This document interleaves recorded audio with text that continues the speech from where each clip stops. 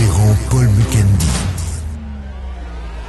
un homme de Dieu, pour prêcher la parole sans compromis, pour révéler Jésus-Christ dans toute sa gloire, pour briser les liens, pour délivrer les vies, pour établir les gens dans leur destinée, pour rétablir les rois dans leur héritage, pour toucher les nations et influencer ces générations.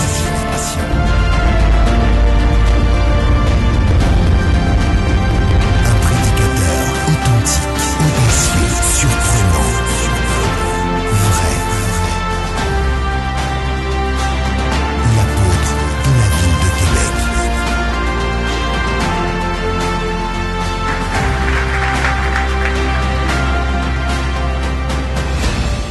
Je veux juste te rappeler une chose, tu as une promesse sur ta vie. La promesse dit, je bénirai le fruit de tes entrailles. Je reprends. Non seulement nous oublions, nous pensons que Dieu a dit seulement qu'il bénira l'œuvre de nos mains. Mais nous oublions aussi que l'Éternel a promis que je bénirai les fruits de tes entrailles. Je vais reprendre. Vous savez, quand tes mains sont bénies, tout ce que tu touches prospère. Tout ce que tu touches va de l'avant. Mais il y a aussi une promesse que tu as du mal à lire, à retenir. La promesse dit, je bénirai aussi les fruits de tes entrailles. Alors, les fruits de tes entrailles sont bénis. Wow. Nous allons nous asseoir juste un petit moment pendant que on va partager un tout petit peu la parole du Seigneur. Dans Genèse chapitre 17, Genèse qui est le livre de la sémence, Genèse chapitre 17, le verset 6. C'est un verset que nous connaissons.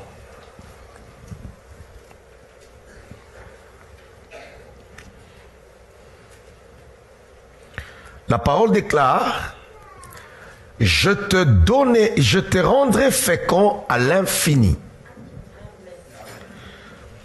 Je ferai de toi des nations. Alors, non seulement Dieu est en train de lui dire que je te rendrai fécond à l'infini, parce que tu peux avoir des enfants, tu peux être fécond. Les nations peuvent sortir de toi, mais sans qu'ils ne soient des rois. Est-ce que quelqu'un m'entend? Tu peux remplir ton carquois. Tu peux en avoir même 20, 30, je ne sais pas, autant d'enfants comme tu voudras, mais sans qu'ils ne soient des chefs. Ici, la Bible dit, des rois sortiront de toi. Donc, ça veut dire que toi, tu seras un faiseur de rois. Oh, est-ce qu'on peut acclamer le roi des rois?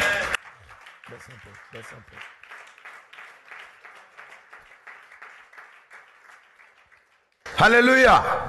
De toi sortira des rois. Ça veut dire que tu es un faiseur de rois.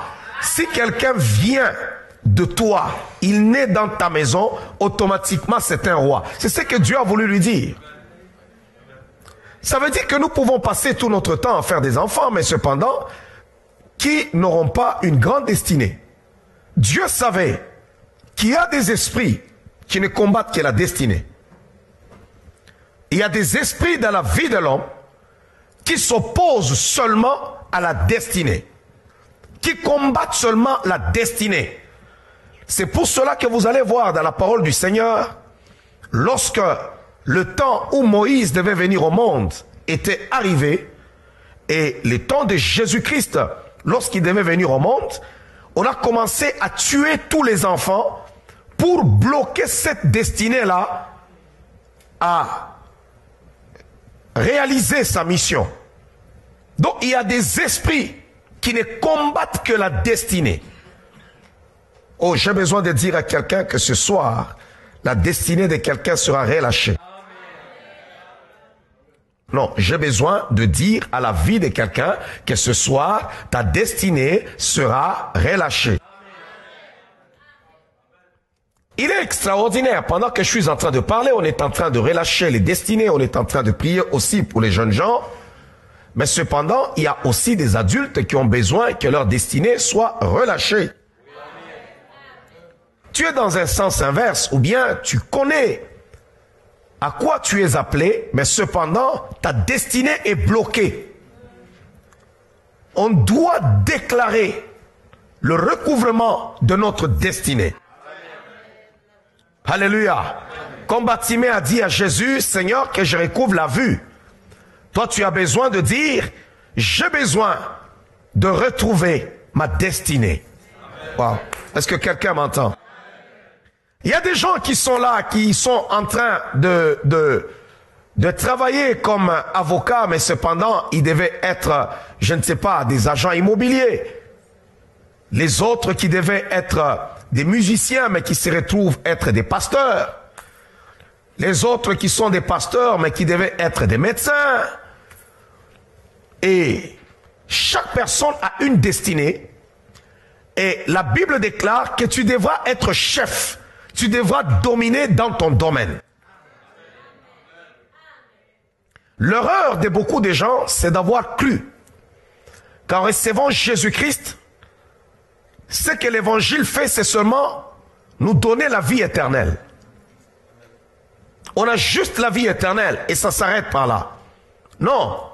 L'évangile de Jésus-Christ établit l'homme, fait en sorte que l'homme soit régénéré et qu'il puisse retrouver son appel qu'il avait auprès de Dieu avant même sa véritable identité, sa mission.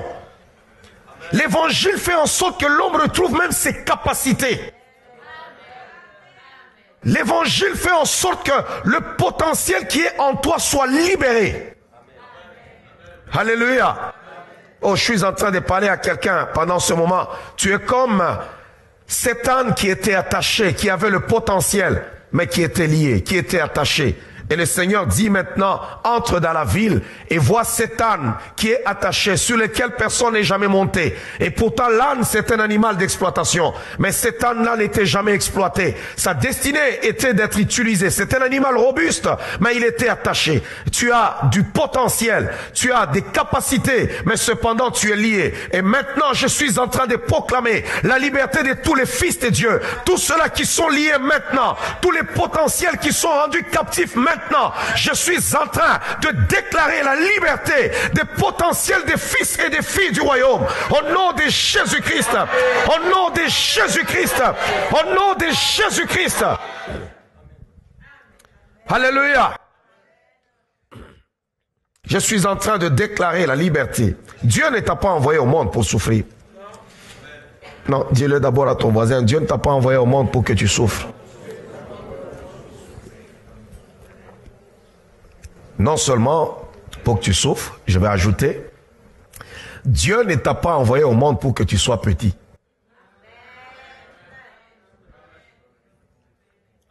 On a fait une promesse à Abraham. De toi sortira des rois. C'est la promesse. Or toi, tu es fils et fille d'Abraham. Alors pose-toi la question, pourquoi je ne règne pas? Pourquoi je ne règne pas? Oh, maintenant, tu dois apporter le règne de Dieu dans ton domaine au nom de Jésus-Christ. Tu dois apporter le règne de Dieu dans ton domaine au nom de Jésus-Christ.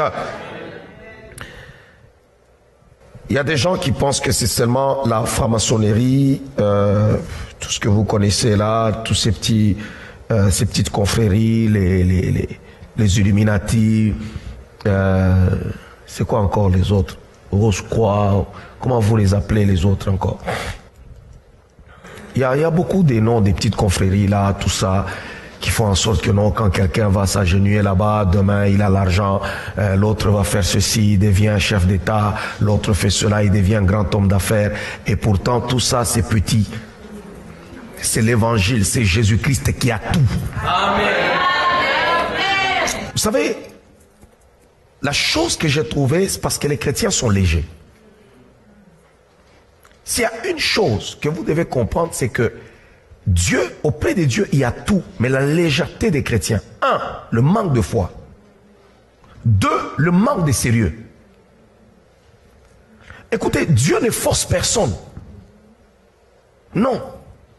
Alléluia. Quand Dieu parle, il le fait.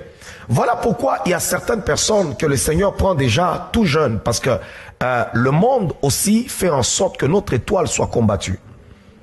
La vie dans le monde, quand on va se vautrer dans le péché, on va faire tellement beaucoup de réalités, ce qui fait que le diable va aller tenter certaines affaires, certaines choses. Voilà pourquoi Dieu prend certaines personnes déjà dès le berceau. Il te prend et il commence avec toi, il commence à monter avec toi, et il y a des choses qui commencent à travailler, peut-être brisées, parce qu'il y a des liens, des familles que nous transportons, que les gens prennent lorsqu'ils viennent au monde. Mais lorsque tu commences aussi la vie avec les péchés à gauche, tu vas voir ceci, tu vas même voir des autres, des féticheurs, des marabouts, de ceci, des autres dans la fornication, ainsi de suite. Tu vas encore ramasser plus de problèmes sur ta vie. Alors, ajoutez maintenant aux problèmes que tu avais, qui sont des naissances, ajoutez encore les autres affaires. C'est pour cela qu'il y a chez certaines personnes, le processus de la délivrance va prendre tellement du temps. Alléluia. Ouais, devra prendre tellement du temps. Mais quand Dieu dit quelque chose, il le fait. Dieu ne ment jamais. Oh, s'il y a une chose que j'ai auprès de lui, j'ai la confiance et la certitude que quand il promet une affaire, il le fait. Et j'ai besoin de dire à la vie de quelqu'un que le Seigneur fera ce qu'il t'a promis. Il fera. Alléluia. Il fera ce qu'il t'a promis. Ne le doute pas. Lève ta main droite et dis, Seigneur, je ne doute pas. Non, il fera. Il fera. Il fera. Il fera. Là où tu es arrivé avec Dieu, ce n'est pas la fin. Il a encore des choses pour toi. Des choses que l'œil n'a point vues, que l'oreille n'a point entendues, qui ne sont même point montées au cœur de l'homme. Des choses que Dieu a préparées pour ceux qui l'aiment. Je crois que c'était la semaine passée, pendant que j'étais en train de prier pour les enfants. J'ai dit, lui, il était parti, n'est-ce pas? Ouais. Je crois que ta maman m'a appelé aujourd'hui, elle m'a écrit, elle était toute dans la joie pour dire qu'on l'a retenu à l'école aux États-Unis.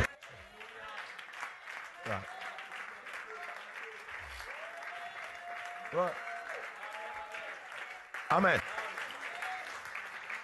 C'était la semaine passée, le jeudi. J'ai dit même, je n'ai rien à faire là, il est déjà parti. Tu as la lettre là. Regardez comment est-ce que Dieu fait les choses. C'est sous vos yeux. C'est sous vos yeux. C'est pas une... Non, c'est quelqu'un que tu connais. Tu vois le Seigneur parler et en train de le transporter. Il est en train de partir avec lui.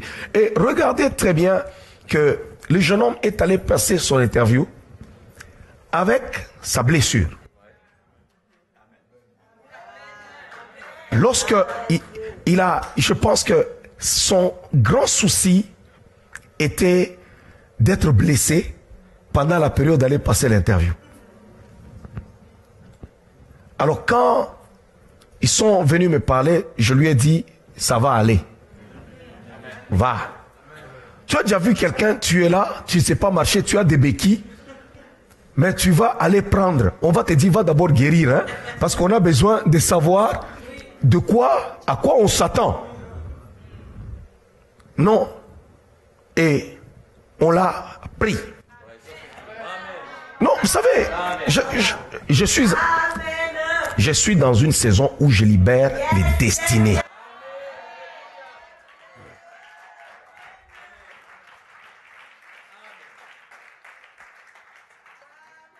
Cette corne ici,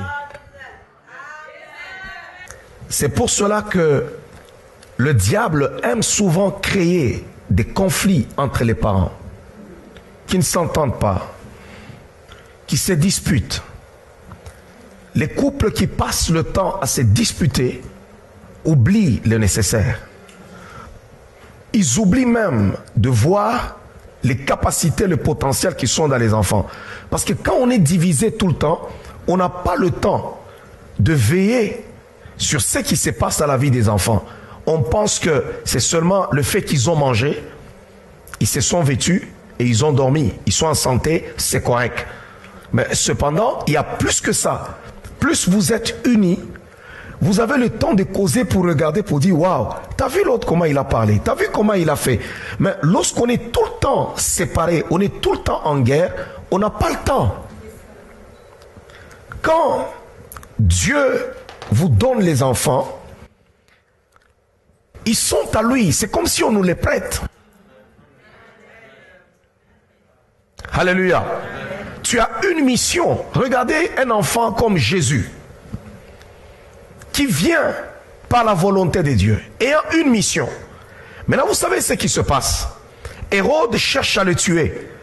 Joseph avait la responsabilité de protéger cet enfant-là.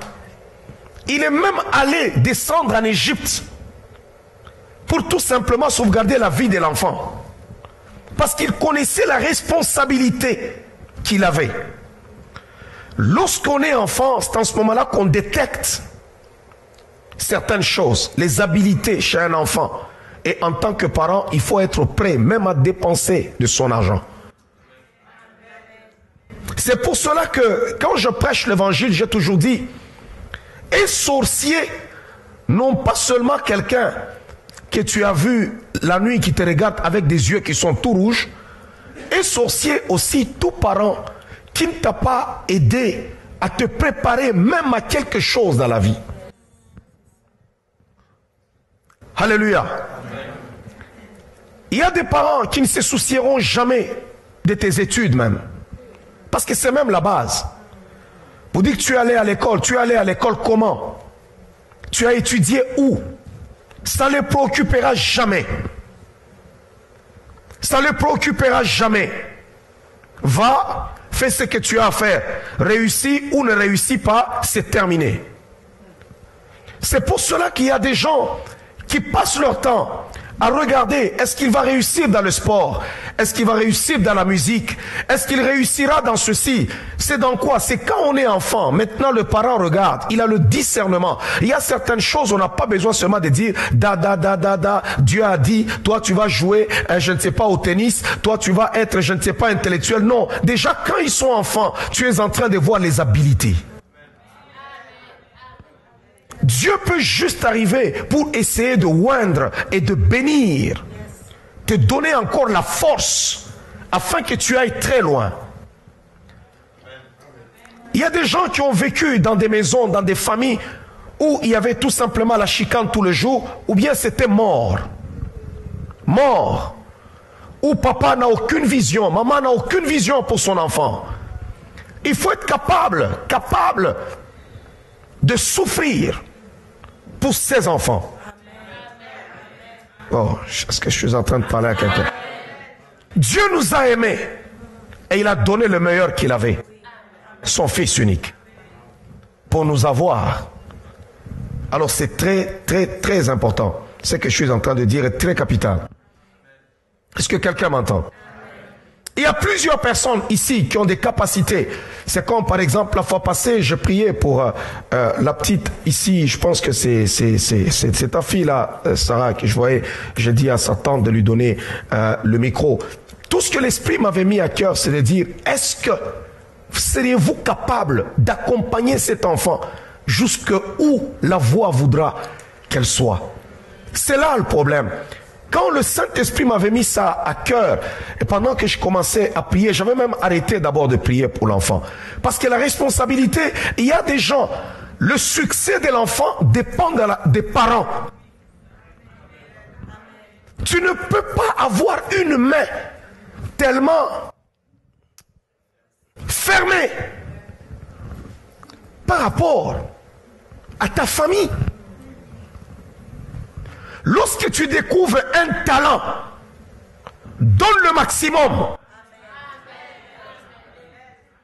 Regardez, la fois passée, je suis en train de parler, je suis en train de prophétiser sur ma fille. Et je parlais sur son mari, j'ai dit, Dieu dit, c'est toi qui dois le faire. Regardez la parole prophétique, comment est-ce qu'elle est. Et je me souviens le dernier jour où le prophète terminait le travail, il la regarde, il lui dit, c'est le temps, je te vois avec des restaurants. C'est une capacité, un potentiel, sa destinée qui a été retenue. Est-ce que vous comprenez?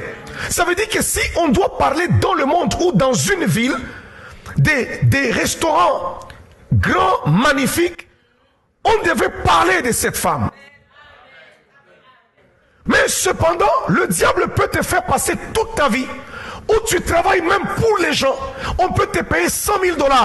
Mais cependant, tu pouvais en gagner durant toute ta vie plus que même 10 millions de dollars. Oh, le diable est méchant, je vous dis. Satan est méchant. Dis à Dieu, Seigneur, libère ma destinée. Alléluia. Dieu ne nous donne pas les capacités pour rien. C'est pour qu'on soit heureux. Oh, je sens le besoin de libérer les vies des gens. C'est une année où le Seigneur est en train de faire grâce. Est en train de faire grâce. Là où tu t'assois, si tu as des enfants, tu dis, Seigneur, chaque matin, lève-toi, touche ton ventre, même s'ils sont déjà sortis. Si tu n'en as pas encore, c'est encore magnifique, tu vas commencer encore à bénir. Même s'ils sont déjà venus au monde, tu commences à déclarer, tu dis, Seigneur, c'est moi qui l'ai porté dans le ventre. Alors je suis en train de réclamer la bénédiction sur les fruits de mes entrailles. Je bénis mes enfants. Il n'y aura pas de vagabonds dans ma maison. Il n'y aura pas de ceci. Il faut que quand tes enfants se tiennent debout, tu regardes là-bas, non, lui, il est ceci. L'autre, il est cela. L'autre, il est ceci. L'autre, il est cela. Mais c'est ça. Il y a des gens, tu en as eu combien? Tu en as eu 7. Tu en as eu, je ne sais pas, 8. Mais quand ils se tiennent debout, vous avez besoin de 10 000 $ dans la famille. Vous vous battez et il n'y a personne. L'autre qui dit non, je vais donner 200. L'autre dit là-bas, non, moi je vais donner 300. L'autre dit non, moi j'ai 100. Et l'autre dit, j'ai tellement de problèmes. Vous pouvez attendre pour moi le mois prochain. Il peut donner 400 $ pendant 6 mois. Alors quand vous récoltez, vous êtes, je ne sais pas, 7 ou 8 dans la famille, vous vous asseyez là-bas pour avoir 10 000 $, vous récoltez, ne fût-ce que, je ne sais pas, 1700 ou 1800 $. Il y a un problème. Ces entrailles-là, il y a un problème.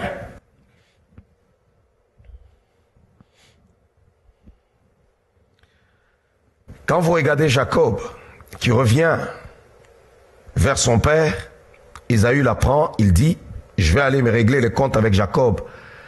Il arrive en chemin, il lui présente ce que Dieu a fait. Il dit, regarde ce que je suis devenu. Et Ésaü lui dit, non, garde tes histoires.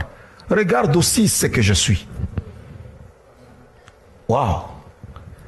Ésaü pensait qu'en revenant, il va trouver l'autre qui est malheureux, qui est pauvre. Non, lui aussi lui dit, non, regarde. Parce qu'il y a une promesse sur tout fils d'Abraham. Même Ismaël qui s'en va dans un désert, on lui a juste donné une cruche d'eau. Ismaël, juste une cruche d'eau. Mais il arrive dans le désert, il voit juste un puits.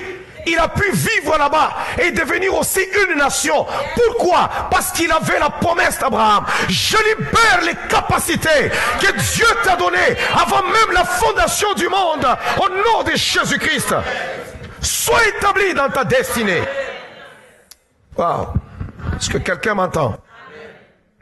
Alors, je vais voir avec vous les gens. Quand tu prends quelqu'un comme Samson, je parlais la fois passée que Samson était juge en Israël, mais Samson n'a jamais dit, Dieu m'a dit que tu vas faire ceci, Dieu m'a dit que tu auras cela. Non, ça c'était pas Samson. Place-le seulement devant 2 poteaux, dis-lui ramasse ceci, provoque une bagarre. Tu vas voir qu'il est rempli de l'Esprit de Dieu. Il y a des gens qui confondent, ils pensent qu'être rempli de l'Esprit de Dieu, c'est seulement lorsqu'on est là, on s'assoit. Non, il y a des gens qui sont remplis de l'Esprit de Dieu pour inventer. Il y a des gens qui sont remplis de l'Esprit de Dieu pour découvrir des choses. Il y a des gens qui sont remplis de l'Esprit de Dieu pour avoir des formules de certaines affaires. Alléluia. Les grandes inventions ont été aussi faites par des chrétiens. Des gens qui connaissaient le Seigneur, qui adoraient Dieu. Alléluia. Ouais. C'est très important de le savoir. Que servir le Seigneur, être rempli du Saint-Esprit, ce n'est pas seulement lorsque on se retrouve là devant la chair et que... Non, il y a eu des hommes comme David. Lorsque Saül était tourmenté par le mauvais esprit, on n'a pas appelé les sacrificateurs. On a juste appelé un homme. Un jeune homme qui était là, qui s'appelait David. Ce jeune homme prenait juste sa harpe, il chantait, il jouait seulement, et le mauvais esprit était en train de sortir sur Saül. La première fois où David a mis les pieds dans le palais royal, ce n'est pas lorsqu'il avait tué Goliath, non, c'est parce qu'il jouait à la harpe.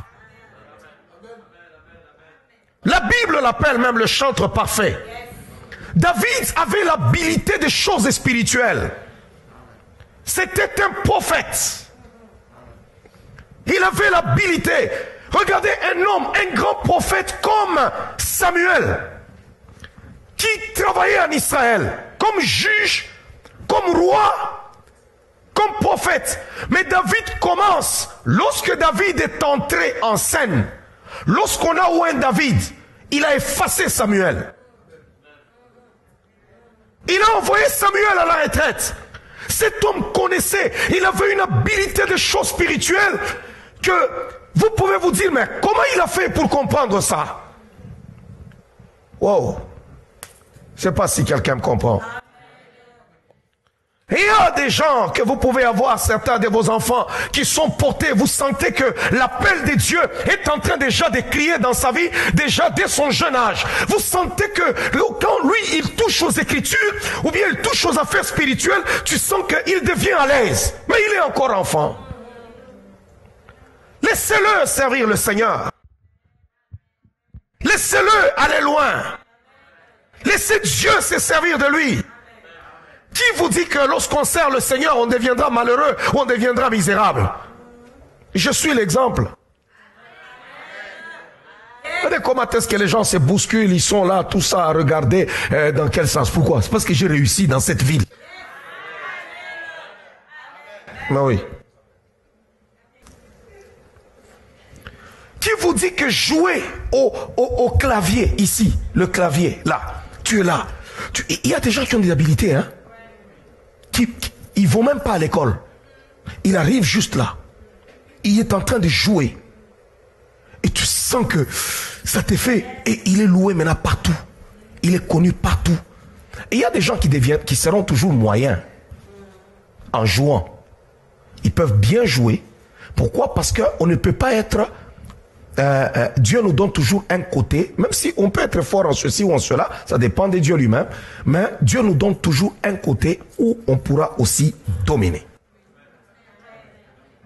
Ouais, on a toujours un côté fort. Dieu n'a envoyé personne stupide sur cette terre. On dit d'abord, Thomas, je ne suis pas stupide. Non, je ne suis pas stupide. Il y a des gens tout simplement à la paresse. Ils sont lourds pour comprendre certaines affaires. Alors, la Bible dit dans le livre de 1 Samuel chapitre 17.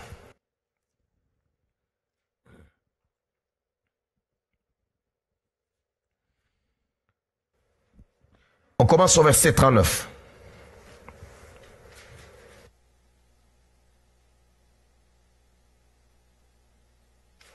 « 1 Samuel 17.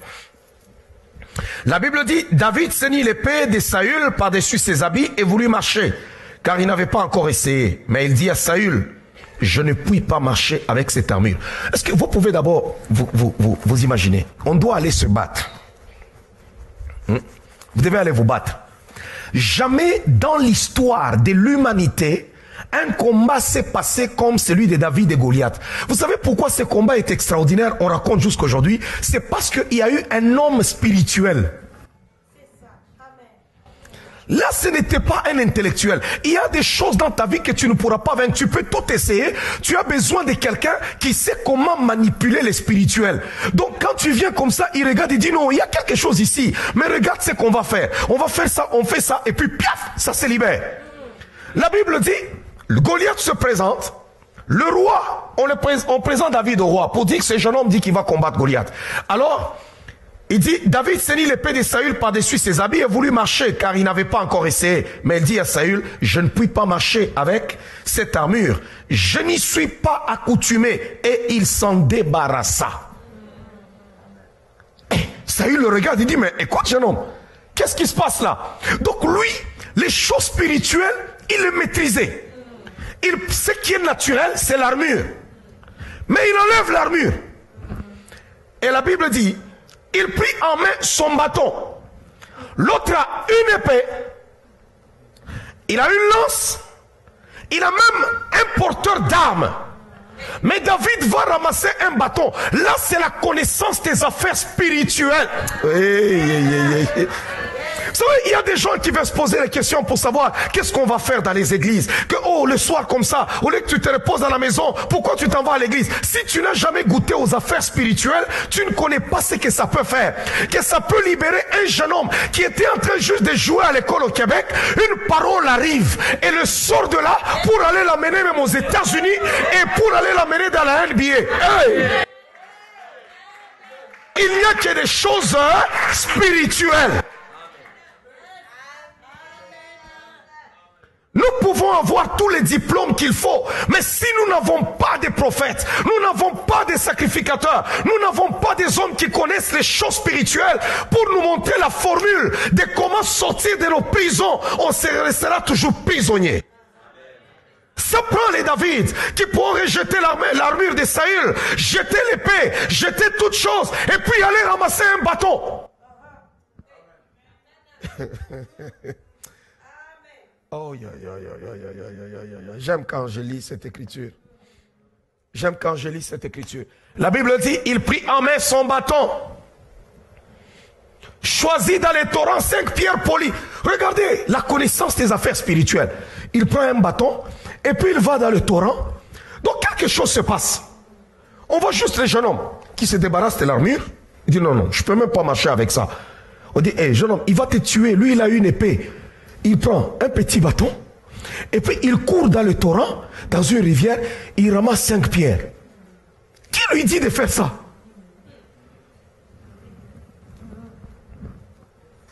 Le monsieur a sa casque, il a son bouclier, il a tout. Toi, tu ramasses les pierres. Bien, mais on peut te lancer la pierre, tu peux avoir mal. Et puis tu continues. Tout le monde le prend pour un fou. Il ramasse la pierre et les mit dans sa gibecière de berger et dans sa poche. Puis sa fronde à la main. Alors il s'en va là-bas, on dirait à la manière des villageois. Oh, David. Je vous épargne le reste. Lisez la suite. Vous allez vous-même comprendre que Goliath est tombé. Comment? On ne comprend pas. Mais tout ce qu'on comprend, c'est Goliath est tombé. Et il lui a coupé la tête. Comment est-ce possible? C'est pourquoi il y a des gens à qui Dieu a donné les capacités spirituelles. Pour libérer certaines choses et comprendre certaines affaires. Salomon a pris le pouvoir dans un contexte qui était tellement difficile. Salomon, un contexte difficile, où le chef de l'armée de David ne l'avait même pas choisi. Joab, qui était l'homme fort, l'homme qui pouvait même parler au roi, avec force, qui pouvait même désobéir à l'ordre du roi, Joab. Et Joab choisit Adonijah. Tous les hommes forts étaient avec lui. Mais on est venu mettre Salomon sur le trône. Les fils de David travaillaient avec David. Si vous lisez la Bible, c'était ses ministres. Mais Salomon, c'est un garçon qui était là, qui a grandi dans la maison du prophète Nathan. Ça veut dire qu'en le passant sur le trône, ce n'était pas facile pour Salomon de s'établir, d'établir son autorité. On te regarde comme un voleur. C'est quoi ça? D'où il vient celui-là? Pour nous prendre le pouvoir. C'est là que la parole de Dieu est en train de nous parler de cette histoire dans le livre de 1 Roi chapitre 3.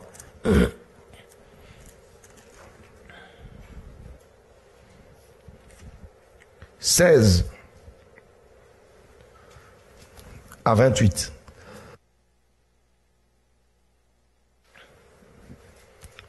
Salomon, c'est ce jeune homme à qui Dieu a donné tellement l'intelligence. C'est le côté, c'est les capacités maintenant qui sont intellectuelles.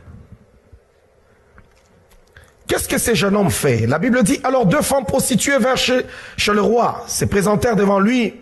L'une des femmes dit, pardon mon Seigneur, moi et cette femme, nous demeurions dans la même maison et je suis accouché près d'elle dans la maison. 3 jours après, cette femme est aussi accouchée. Nous habitions ensemble. Aucun étranger n'était avec nous dans la maison. Il n'y avait que nous 2. Le fils de cette femme est mort pendant la nuit parce qu'elle s'était couchée sur lui. Elle s'est levée au milieu de la nuit.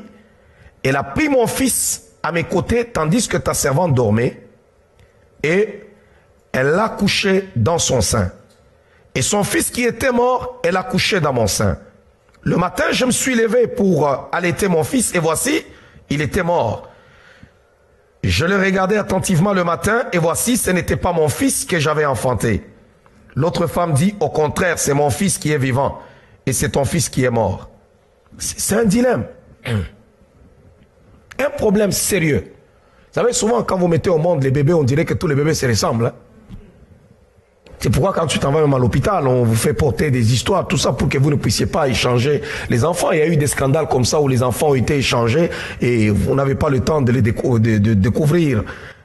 C'est quoi tout ça, ainsi de suite. Alléluia. Cette femme a échangé la sorcellerie. Elle ne veut pas pleurer seule. Elle prend l'enfant de l'autre et puis allez. Elle te donne celui qui est mort. On te donne un deuil qui n'est pas à toi. Le verset 23, le roi dit, l'une dit, c'est mon fils qui est vivant et c'est ton fils qui est mort. Et l'autre dit, nullement, c'est ton fils qui est mort et c'est mon fils qui est vivant. Puis il ajouta, apportez-moi une épée. On apporta une épée devant le roi et le roi dit, coupez-les en deux. Coupez en deux l'enfant qui vit et donnez-en la moitié à l'une et la moitié à l'autre. Quelle sagesse! Quelle intelligence! Quelle intelligence! La Bible dit, alors la femme dont le fils était vivant sentit ses entrailles s'émouvoir pour son fils. Et elle dit au roi, ah, mon Seigneur, donnez-lui l'enfant qui vit et ne le faites point mourir. Mais l'autre dit, il ne sera ni à moi ni à toi, coupez-le. Et le roi prenant la parole dit, donnez à la première l'enfant qui vit et ne le faites point mourir. C'est elle qui est sa mère. Tout Israël a pris le jugement que le roi avait prononcé et l'on craignit le roi, car on vit que la sagesse de Dieu était en lui pour le diriger dans ses jugements. Amen. Juste un geste. Wow. Un homme intelligent qui a parlé sur les arbres, qui a parlé sur les choses, qui a parlé sur tous les animaux. Un homme intelligent. Dieu lui a donné une intelligence comme ça là, Salomon. C'est Dieu qui lui a donné ça. Il avait la connaissance des choses. Alors, il y a des gens comme ça à qui le Seigneur a béni, il lui a donné la connaissance. Maintenant, il y a des gens qui ont cette intelligence, mais ils sont bloqués. Il y a des gens surdoués, surdiplômés, mais des diplômes qui ne leur servent à rien. Alléluia. Wow. J'ai besoin que tu sois libéré ce soir. Amen. Que tu sois libéré, que tu sois libéré. C'est juste des prières simples, mais qui libèrent une destinée, qui libèrent la vie de quelqu'un pour que tu sois capable d'aller loin. Il y a des gens qui ont des capacités et ils savent eux-mêmes que ça, cette capacité, je l'ai. Ça, c'est à moi. Je suis appelé à ceci. Mais ils sont liés comme cet âne qui était attaché. Que Dieu te libère ce soir. Amen. Alléluia. S'il y a des gens qui sont capables de se faire des millions, pourquoi pas toi? Non, je suis en train d'abord de parler. Pourquoi pas toi? Amen. Amen. Dieu, en te donnant les capacités, c'est pour que tu vives à travers ces capacités. Dieu ne peut pas te donner autre chose que ce qu'il t'a déjà donné. Ce qu'il y a entre tes mains, c'est ce qui doit te rendre prospère. C'est ce qui devra te rendre grand. Ce que tu as entre les mains. Oh, alléluia. Est-ce que quelqu'un m'entend?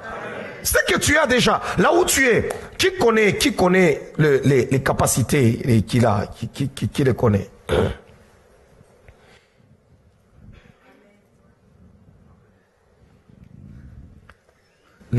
Pourquoi les gens font... Alléluia. Je posais la question, mais les gens font ça. Parce que quand vous regardez, vous voyez qu'il n'y a pas de doigts. Hein? Souvent, naturellement, c'est la main elle reste quand même suspendue. Mais là, c'est... Alléluia. Alors, les capacités que tu as, c'est pour te rendre grand sur terre. C'est révoltant de voir qu'il y a des enfants qui sont millionnaires.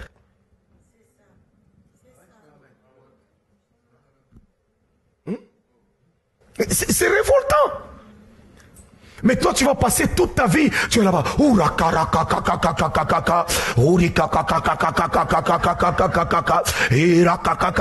Et puis après.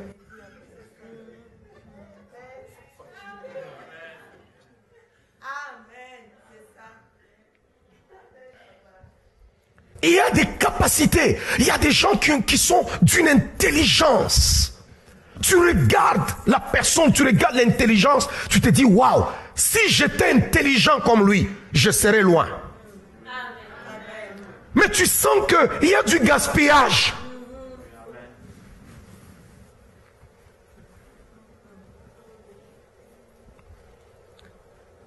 Écoutez, il y en a qui convoitent les autres. Pourquoi? Parce que lui, c'est un docteur.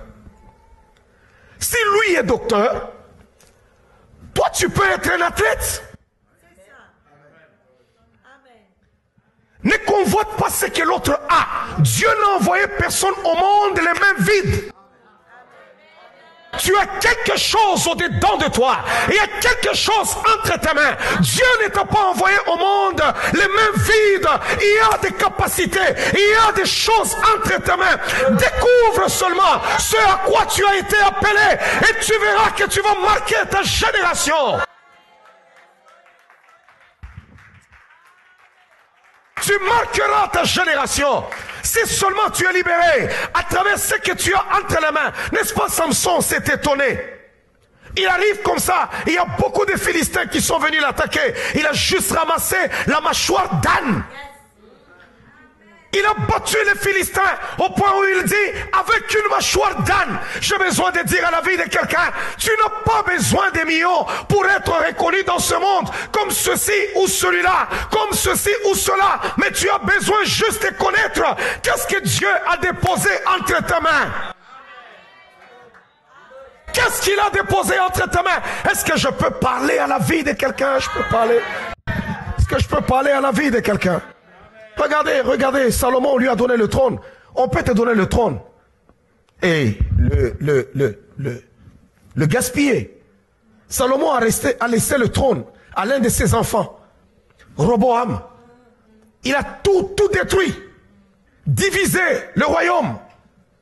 Il a perdu. Mais Salomon était là. Tout le monde regardait. Comment peux-tu remplacer le grand David? L'homme qui a fait son nom, qui a tué Goliath, qui n'a jamais perdu une seule bataille. Comment peux-tu régner à travers lui et plutôt après lui? Comment? Mais cet homme-là a pris le trône. Dieu lui a donné la capacité d'être intelligent. Salomon n'a jamais fait de guerre. Il n'est jamais allé combattre. Mais il a dominé. Il a essayé d'étendre les frontières. Tout le monde le craignait parce qu'il était intelligent. Il a utilisé ce que Dieu avait déposé entre sa main. Il a fait asseoir sa royauté à travers ce que Dieu avait déjà déposé entre sa main. Tu n'auras pas autre chose que ce que Dieu t'a donné. Oh, est-ce qu'on peut acclamer le roi des rois? Il y a des gens qui se battent. Il y a des gens qui se battent, qui sont là, en train de se battre. Ceci, tu te bats sur là où tu es concentré, sur les capacités que Dieu t'a données. Et il y en a, c'est la possession démoniaque qui sont tellement liées. Parce qu'il y a des démons qui ne combattent que la destinée. Déjà à ta naissance, on commence à combattre. Regardez, les mages sont arrivés pour dire, où est le roi des Juifs qui vient de naître? Où est le roi des Juifs qui vient de naître? Et Hérode a commencé à tuer maintenant les enfants. Commencé à tuer. Si Hérode était capable de tuer tous les enfants qui sont nés en cette période-là, comprenez au moins comment Satan fait pour détruire et briser la destinée de plusieurs personnes. Il y a des gens qui sont appelés à chanter, mais ils mourront sans jamais chanter. Sans même enregistrer un seul album. Alléluia. Non. Mais cependant, ils sont appelés pour des grandes choses. Oh, dis à ton voisin, je suis appelé pour des grandes choses. Alléluia. On a des gens aujourd'hui, je peux être là, il y a beaucoup d'écho dans la salle. Je peux être là aujourd'hui, je regarde quelqu'un, je m'approche par exemple de Patrick, je me dis, ok, tu es professeur d'université, tu te pointes là-bas. Vous savez, quand tu es là-bas, est-ce qu'on peut m'enlever l'écho s'il vous plaît dans le micro? Quand tu es là-bas, tu es très content, tu te dis, waouh, c'est un docteur, PhD, et PhD, hein? C'est comme ça qu'on vous appelle, hein? Ok. Alors, il est là, tu es tout content. Il y en a qui, tu te retrouves là, tu es complexé. Pourquoi? Tu seras complexé quand toi tu as échoué. Alléluia. Tu seras complexé si toi tu as échoué. Parce qu'il peut être là, PhD. Mais toi tu te tiens debout. Tu es celui qui a réussi. Non, reste debout, reste debout, reste debout. Tu es celui qui a réussi, je ne sais pas, dans les restaurants. Tu te tiens debout. Regardez, il y a des capacités. Il y a des gens, je vous ai dit, il y a des gens qui ont des capacités et qui ont essayé d'acquérir à l'école. Et les autres, il y a des capacités qu'ils ont essayé d'acquérir naturellement. Il y a des gens qui sont des maîtres cuisiniers parce qu'ils sont allés à l'école. Mais il y en a qui sont des maîtres cuisiniers parce que c'est naturel. Je me suis toujours posé la question, comment nos grands-parents qui ne sont pas allés à l'école ont pu savoir comment on fait le foufou?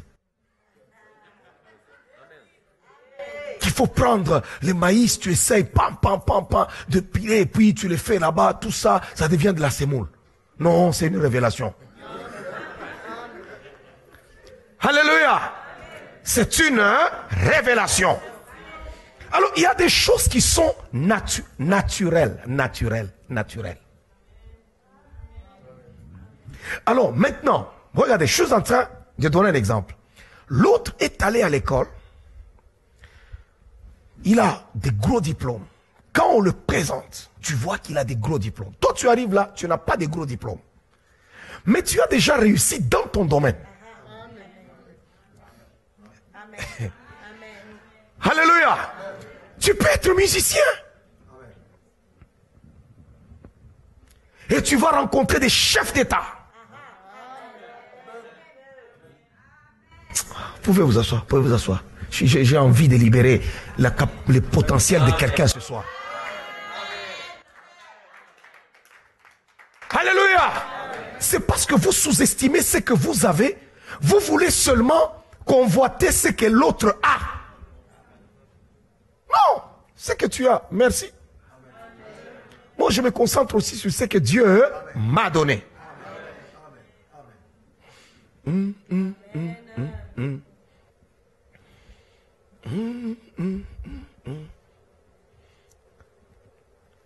que quelqu'un m'entend? Alléluia. Tu es appelé à accomplir une grande destinée. Oh, je vais dire à la vie de quelqu'un, tu es appelé à accomplir une grande destinée. Nous allons nous tenir debout pendant ce moment. Je vais commencer à prier. Tu es appelé à accomplir une grande destinée. Ouais. Tu es dans quelle catégorie? Tu es dans quelle catégorie? Tu es dans quelle catégorie? Vous savez, il y a une chose que beaucoup d'enfants de Dieu ne comprennent pas, c'est que quel que soit le potentiel que tu as, il faut toujours être combatif. Pourquoi? Parce qu'il y a la compétition. Nous sommes dans un monde où il y a la compétition. Regardez, même quand vous êtes joueur, vous êtes dans une équipe. Si dans le football, il y a combien de joueurs? Il y en a 11 sur terrain. Mais chaque joueur a sa doublure. Ça veut dire que si tu es attaquant et qu'on voit que tu ne marques pas le but, celui qui est assis, on va dire, on va l'essayer. S'il marque, il prend ta place. Celui qui est défenseur, il doit protéger pour que l'attaque ne puisse pas tellement passer facilement. Si on commence à passer facilement, alors on va te remplacer. Avoir Dieu ne nous soustrait pas à la discipline. Avoir Dieu ne nous soustrait pas à l'effort. Avoir Dieu ne nous soustrait pas à dire Seigneur, waouh, ces temps-ci c'est dur ou ceci. Tu dois être capable d'avoir des nerfs solides lorsque tu veux être au sommet. Il n'y a pas de place pour les lâches lorsqu'on veut s'asseoir au sommet. Non. Quand on veut la petitesse, on n'a pas le stress. Mais quand on veut la grandeur, il faut être capable d'affronter le stress. Lorsque toi tu dors en paix chez toi dans la maison, les gens qui dirigent cette nation ne peuvent pas dormir. Pourquoi? Parce qu'ils disent il faut qu'il y ait la sécurité aux frontières. Oh, il y a les hackers qui veulent faire ceci. Il y a cela, il faut que la population vive. Oh, parce qu'il y a des malades qui peuvent être capables d'aller empoisonner l'eau du robinet pour que la population meure. Il faut que la ville travaille pour que cela n'arrive pas. Il y a ceci, il y a cela, mais toi tu es là, tu es en paix. Wow. Dis d'abord à ton voisin, il n'y a pas de place pour les lâches. Alléluia. Vous savez, Dieu nous donne à tous un choix. Ça veut dire qu'à un moment donné, quand tu dis Seigneur, j'en peux plus. Oui, Dieu dit ok, ça c'est ton affaire. Ça c'est ton affaire. Si David pouvait dire, ah, cette affaire devient compliquée, pour que je règne, il va falloir que j'aille tuer Goliath. Ah. Avez-vous vu l'aspect de Goliath? Oh bien, mais nous pouvons raconter l'histoire. Mais as-tu vu l'aspect de Goliath? Et tu te lances pour dire, je veux le battre. Mais c'était l'occasion de se mettre au sommet. Chaque défi qui se trouve devant toi, si tu es capable de relever le défi, il te pousse encore plus haut. Tu ne peux pas avoir 100 000 $ si tu n'as jamais relevé d'abord le défi, même de 50 000 $. C'est un rêve. Avant de tuer Goliath, il a fallu qu'il se batte d'abord avec l'ours et le lion. Il y a des capacités en toi que tu es en train de négliger. Il y a des capacités. Tu es en train de courir vers des choses qui sont des fois inutiles. Il y a des gens qui sont là. Je suis en train de parler à la vie de quelqu'un. Si tu es là en train de courir vers des affaires qui sont même des fois inutiles, tu es là en train de faire un travail qui est inutile, qui n'est pas à ton niveau, qui n'est pas là où tu devrais être. Je suis en train de dire maintenant, quitte cet endroit.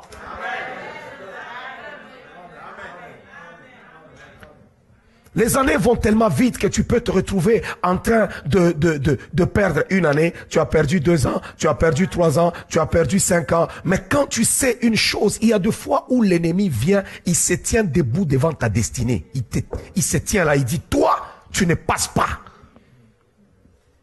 Et puis tu t'assois, tu commences à pleurer. J'aime la Bible, hein.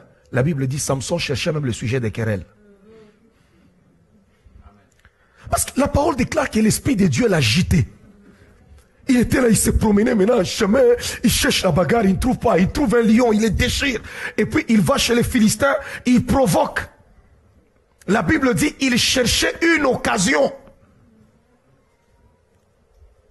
Waouh. Soit avec tes enfants, si tu as des enfants à côté, soit avec eux. Il y a des grâces, il y a des capacités, il y a des compétences.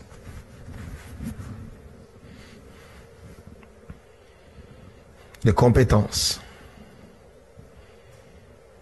Vous ne pouvez pas, tu ne peux pas échouer. Quelqu'un peut dire à son voisin, je ne peux pas échouer. Non.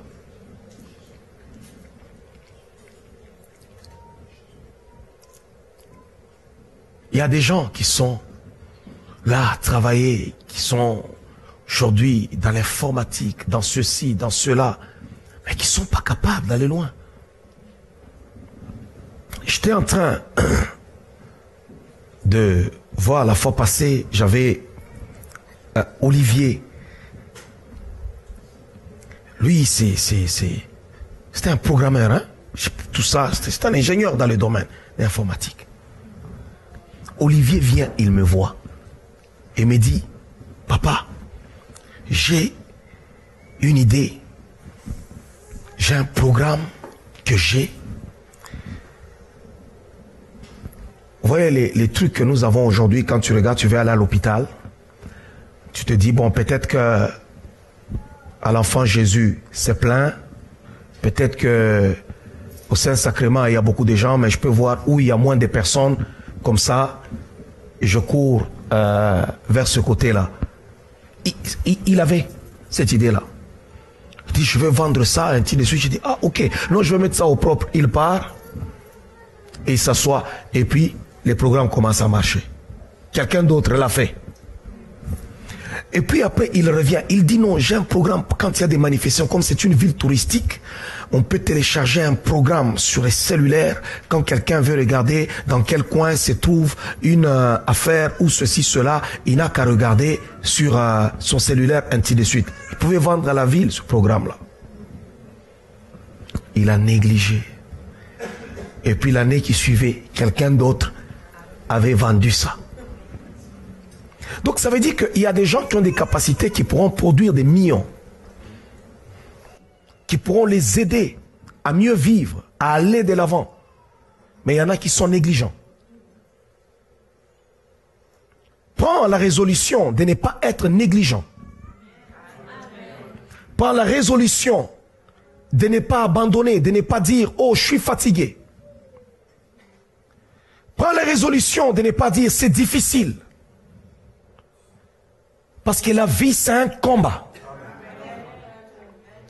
J'ai besoin, là où tu es, que tu puisses d'abord commencer à prier, à bénir ta vie, à bénir ta maison, à bénir tes enfants, à bénir tes projets, à relâcher tes capacités. Nous allons entrer dans la prière. Prions le Seigneur, prions Jésus.